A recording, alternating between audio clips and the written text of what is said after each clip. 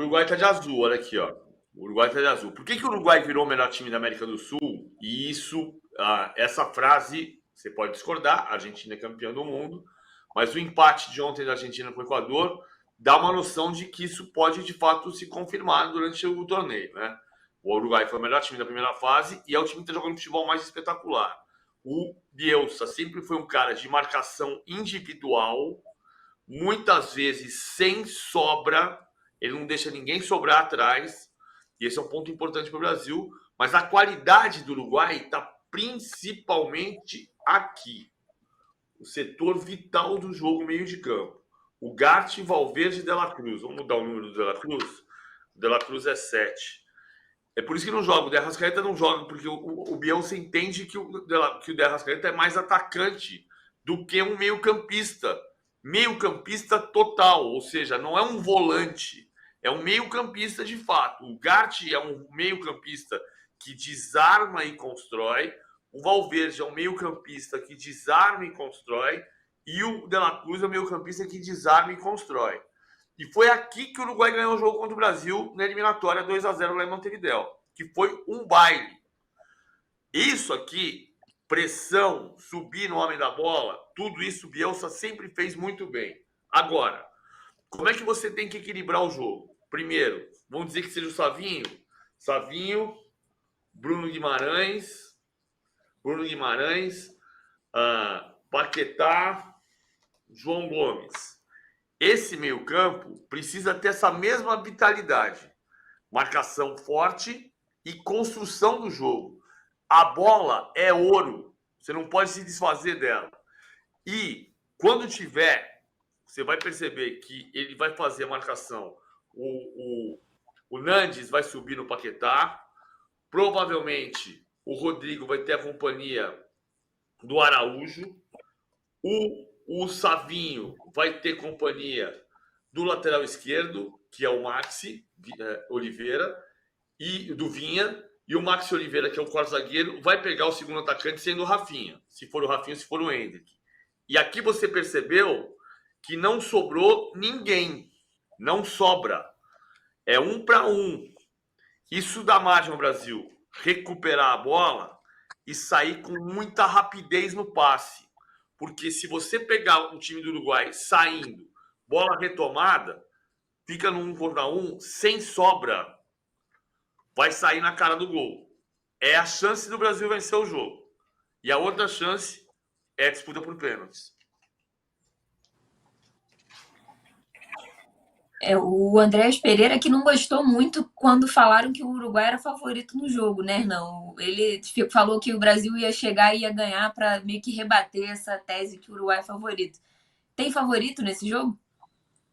Tem favorito, e o favorito é o Uruguai do Bielsa, sem dúvida nenhuma, porque o futebol que está apresentando, o trabalho, né, que é um trabalho já mais consistente, já é um trabalho de renovação que foi feito. Quando o Bielsa chegou, ele mexeu em algumas figuras importantes, por exemplo, Cavani pediu a aposentadoria da seleção, o Suárez hoje é banco, ele fez uma renovação importante, começou a convocar jogadores que não se convocava na era do Maestro Tabárez, eram considerados muito jovens, então ele teve essa coragem, treinou esse time correspondeu dentro de campo, faz uma eliminatória muito boa, faz uma Copa América espetacular. Enquanto isso, a seleção brasileira ficou 7 meses sem treinador, 8 meses sem treinador, aí ficou naquela história de Ancelotti, né? Aquela história, enfim, parece mais ficção do que realidade.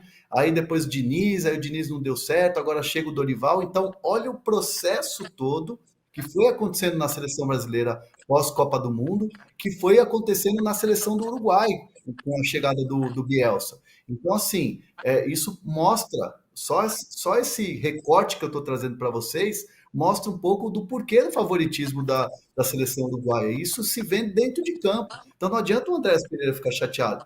Que bom que ele fique chateado e queira responder, porque aí é bom para o Brasil. Tomara que dê força nesse sentido, né? Vai na força do ódio, mas nem que vai. PVC, o Éder no boletim fala que o Rafinha pode entrar na esquerda e o Rodrigo no centro. Mas você acha que vai entrar o Rafinha como esse 9, não o Rodrigo? Eu acho que ele está jogando 4-4-2. Normalmente o Brasil está jogando 4-4-2. Então, assim, vamos tirar o Uruguai daqui de novo. O que é que está acontecendo com o Brasil? Ele está defendendo com 2 linhas de 4. Sai daqui, Uruguai. Vou mostrar você. Vou mostrar o Brasil para você.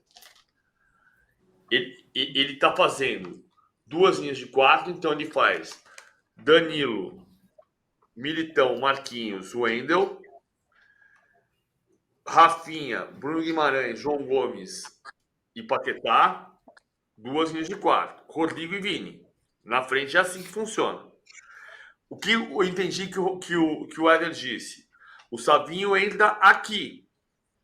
Ou seja, o Savinho vai marcar o Vinha e ser marcado pelo Vinha. E o Rafinha passa a ser o segundo atacante. Mas quando perder a bola, quem é que vem marcar o volante? Que é o Gatti. Tem que marcar. Nesse caso é o Rafinha. E o Rodrigo joga mais solto. Como grande talento do time. Sem o Vini, o talento passa a ser o Rodrigo. Eu não gosto dessa formação. Eu iria com o Hendrick.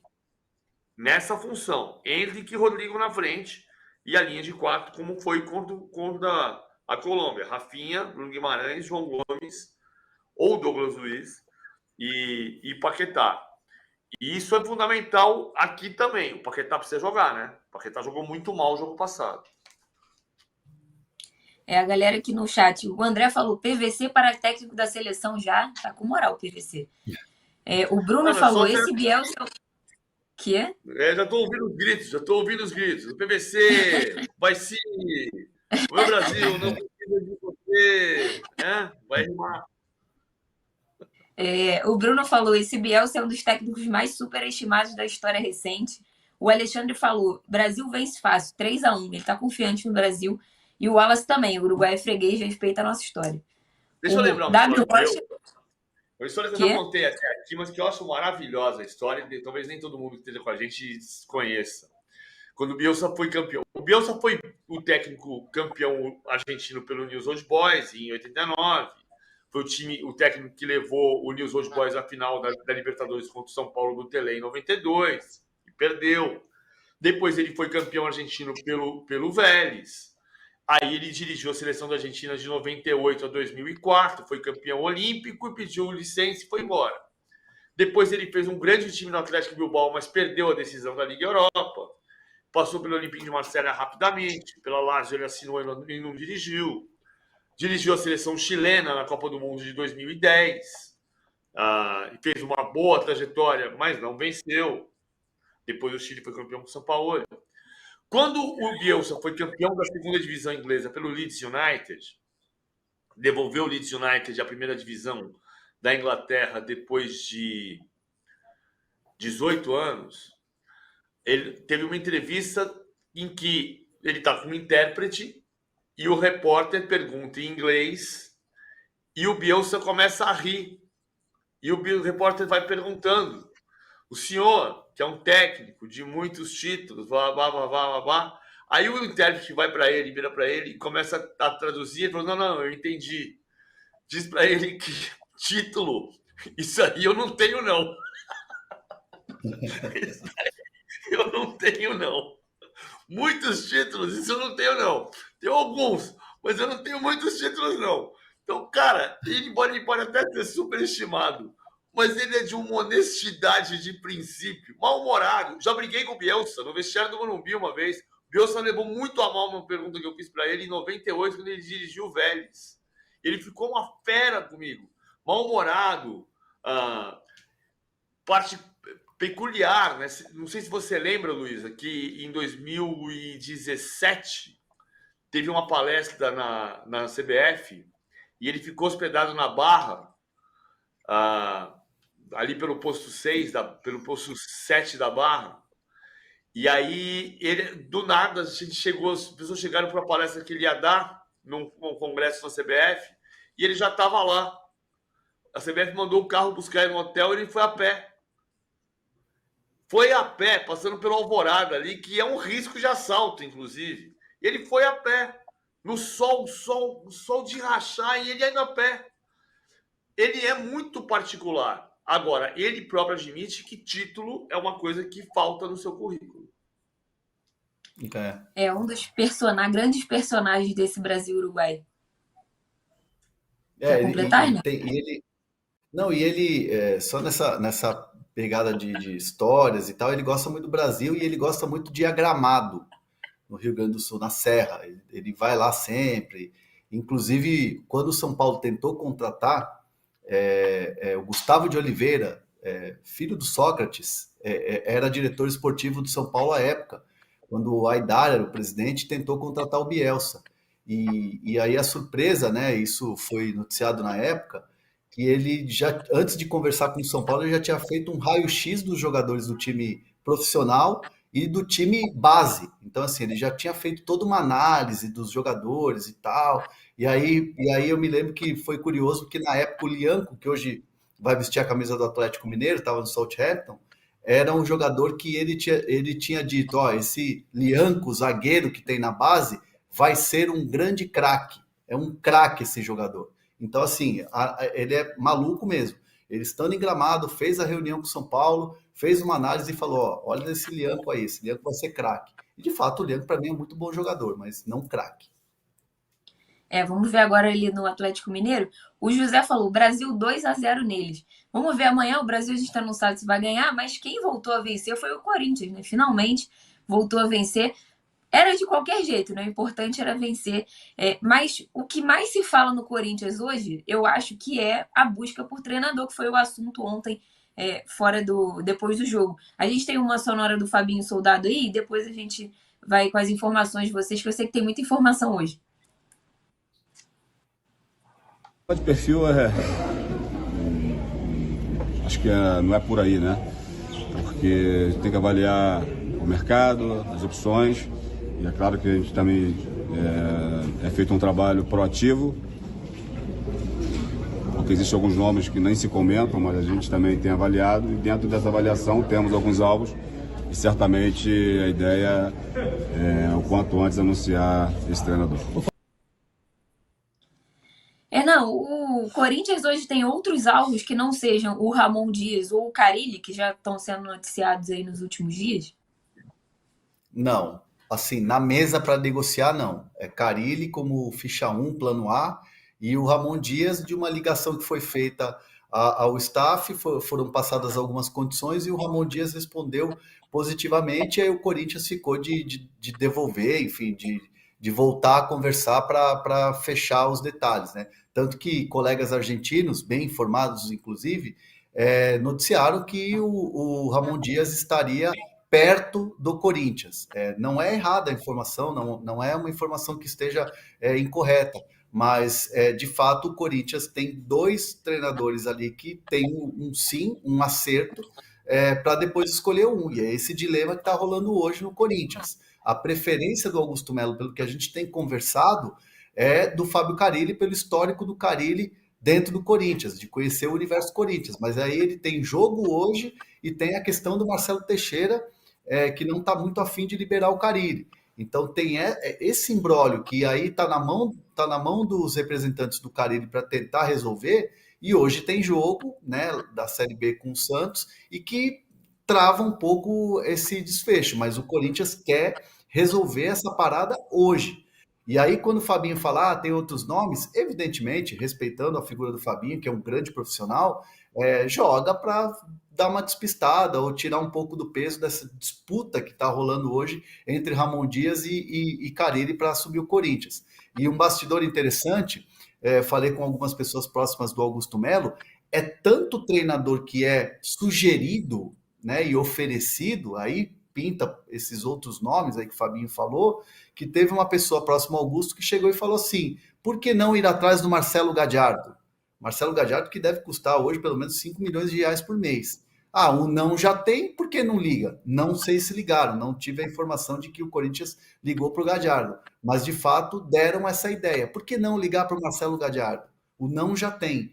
Então, assim, são muitos nomes e é que aí o Fabinho acaba aproveitando o ensejo, né? Isso é absolutamente normal quando um grande clube está sem treinador, para dar aquela tirada assim no pé em relação aos nomes que estão sendo comentados. É sempre muita gente oferecida, muita gente sugerida, sempre. O time grande sem treinador é um caos, né? PVC, O resultado do Santos pode mudar alguma coisa nessa situação do Carille com o Corinthians, encaminhar talvez mais para o lado do Corinthians e menos para o Santos? Vamos pensar numa coisa. 3 semanas atrás, quando o Santos perdeu para o Botafogo em Londrina, a situação era de insegurança da comissão técnica, já relatamos isso aqui. Então, naquele momento, havia, quem estava perto do Carille falava que tinha, sim, manifestações do Corinthians em direção ao Carille, que se o Antônio caísse, o Carille seria o cara a ser contatado, e isso está se confirmando agora. 2 dias atrás, o Santos saiu da Vila Belmiro, saiu do CT Pelé, subiu a serra para ir para o aeroporto, e o Carille estava no ônibus, e o Carille estava num tom de: eu estou pensando só no jogo. Estou pensando só no jogo, não chegou uma proposta oficial para mim, estou evitando falar de proposta oficial para mim, eu estou concentrado no jogo. Agora, se 3 semanas atrás, quando perdeu do Botafogo de Ribeirão Preto, em Londrina, que foi um erro da direção, que a diretoria até já admitiu o erro de ter levado o jogo para Londrina e ter tirado da Vila Belmiro, e as críticas da torcida e de quem vive o Santos não foram em direção à diretoria, foram em direção ao Carille. Imagina você perder do Ceará hoje à noite e tomar um 3-0. Era para interferir? Não, claro que não era para interferir. No mundo real, no mundo ideal, o técnico é o Carille e continua sendo o Carille. O projeto é subir em dezembro. No mundo do futebol brasileiro real, se tomar um 3-0 do Ceará em Fortaleza, quem não vai querer o Carille vai ser a torcida do Santos. Então, isso pode fazer. O Corinthians quer o Carille. O Marcelo Teixeira não quer perder o Carille. Tem uma multa para pagar. Vai haver uma negociação, uma conversa nesse cenário. Não é uma conversa fácil. Se toma um 3-0 do Ceará, que é claro que o Carille não quer, ele quer ganhar o jogo, o cenário muda. O futebol brasileiro é muito ser vivo nesse aspecto. Assim, as coisas mudam do dia para a noite. Agora, o Marcelo Teixeira, neste momento, ele pode dizer que não, mas ele sabe que tem o interesse do Corinthians e ele sabe que ele tem que tentar manter a estrutura de trabalho dele para subir. Se ele vai conseguir, depende de muita coisa. Acho que o resultado do jogo de hoje vai interferir nessa história, sim. Ou pode. O Carille que tem um processo aí pela frente, mas o Ramon Dias também. Pode falar, Renan. Por exemplo, a torcida do PVC citou a questão da torcida do Santos. A torcida do Santos já está na bronca com essa indefinição do Carille. Já vinha um descontentamento na questão de resultados, né? Porque o que se apresentou do Santos no Campeonato Paulista, brigando pelo título e tal, aquela coisa toda, o vice-campeonato, esperava-se que o Santos iria voar na Série B. E não, isso não está acontecendo. Não está acontecendo. E aí o torcedor do Santos questiona muita coisa, né? E aí essa indefinição, o Carille sai, não sai, aquela coisa toda, faz com que o torcedor do Santos queira logo um treinador novo. E aí começa aquela especulação, aquela coisa, e aí tem muito torcedor do Santos que já há algumas semanas vem falando, o Sampaoli, nossa, o Sampaoli faria esse time jogar. Hoje de manhã, por exemplo, eu falei com gente do Sampaoli que não acredita que o Sampaoli volte a treinar um time brasileiro. A resposta foi, ninguém fez proposta, não, o Jorge, né? Jorge tem um carinho muito grande por Santos, né? Tem um carinho muito grande pelo Santos, aquela coisa toda, mas não chegou nada, e no entendimento de quem está no entorno hoje do Sampaoli é que ele não volta a dirigir um time brasileiro, né? Então, por mais que ele tenha casa na Barra, casa em Búzios, está aqui no Rio de Janeiro, inclusive vai fazer um evento beneficente com o Neto, ex-jogador e apresentador no fim de semana, daquela questão judicial que eles tiveram, mas o Sampaoli está no Brasil, mora aqui, mas as pessoas não acreditam que ele volte a treinar um time brasileiro. Então, até para ter um termômetro aí em relação se o Santos for ao mercado buscar um treinador, se fechar o Corinthians com o Carille. Então, vai ser uma dificuldade muito grande buscar um treinador. E que o Marcelo Teixeira tem essa noção pelo momento financeiro que vive o Santos, e que não é fácil buscar um treinador para você à altura de um Santos, né? Então vai ser uma parada bastante complicada, e hoje vai ter muito desdobramento de tudo isso. Diz que diz. São Paulo não deixou uma impressão muito boa no Rio de Janeiro a última vez que ele esteve por aqui. E, enfim, vamos ver como é que isso vai se desenrolar. O Ramon Dias adora uma furada. Ano passado ele assumiu o Vasco para se livrar do rebaixamento. Esse ano ele vai estar ali no radar do Corinthians. E ele precisa se resolver com o Vasco ainda, porque ele precisa assinar a rescisão lá dele. Ainda não saiu na CBF a rescisão dele com o Vasco, porque tá aberto. Ele diz que foi demitido, o Vasco diz que ele se demitiu. Então, isso ainda pode parar, pode ser judicialmente resolvido, enfim. Tem muita coisa para se resolver entre Ramon e Vasco também. O Ramon foi citado no próprio Vasco. Pouco depois de sair, ele já foi citado no Vasco de novo. Então ele também é uma bola da vez aí no futebol brasileiro, porque fez um bom trabalho no Vasco também, de livrar o Vasco do rebaixamento. Ele se demitido, né? Ele ser demitido. Ser demitido. Ninguém sabe se ele foi demitido ou pediu demissão. Deixa eu contar uma história do Ramon Dias, que contei do Bielsa, que foi longo, vou dar uma versão mais curta, mas o Ramon Dias é um técnico histórico, né? Assim, o River Plate ele foi campeão, tem muitos títulos pelo River, foi jogador do River Plate, jogador da Internacional de Milão. As pessoas falam da Inter dos alemães. A Inter campeã em 89 era Breme, Matheus e Ramon Dias. Não tinha o Klinsmann. O Klinsmann veio depois, na temporada seguinte. Em 99, eu fui fazer a semifinal da Libertadores, River Plate e Palmeiras em Buenos Aires. E a gente passou 4 dias lá. E aí, então, fizemos com o River e Tajeres, tinha cobertura, tinha entrevista coletiva, não sei o que lá. E tinha um assessor de imprensa chamado Beto Gonzalez, que era assessor do River. Aí, um dia, a gente foi perguntar para o Beto, segunda ou terça-feira, o Beto, o Ramon Dias vai dar entrevista coletiva hoje? O Beto respondeu, não sei, pergunta para ele. Não hablo com ele. O assessor de imprensa não conversava com o técnico. Só isso que tinha. O São Paulo aqui no Flamengo é mais ou menos essa vibe aí, porque a assessoria do Flamengo mal conseguia falar com ele no dia a dia, tinha que passar pelo braço direito dele, que agora eu esqueci o nome, mas, enfim, era uma relação meio essa aí também, meio distante.